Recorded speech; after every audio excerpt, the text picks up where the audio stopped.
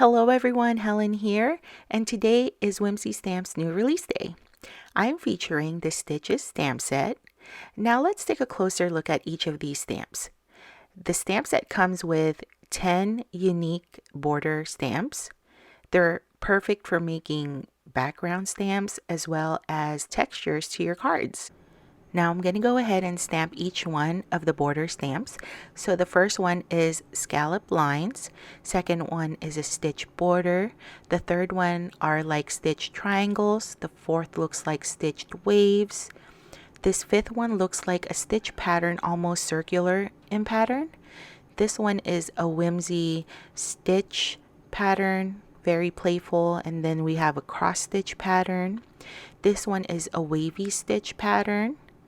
This one is a stripe border pattern, and the last one is a stitch squiggly line pattern.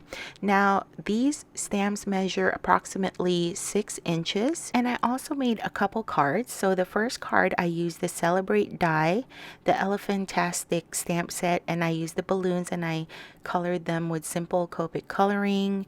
I used the Over the Moon with Emma sequins, as well as the heart border stamp and the connected hearts frame die.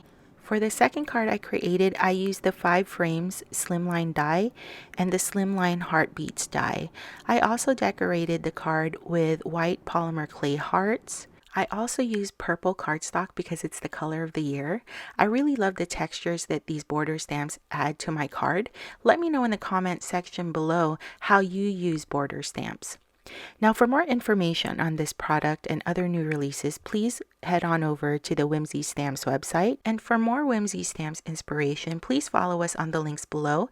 We would love for you to join us, and if you haven't already done so, please subscribe. Thanks for watching.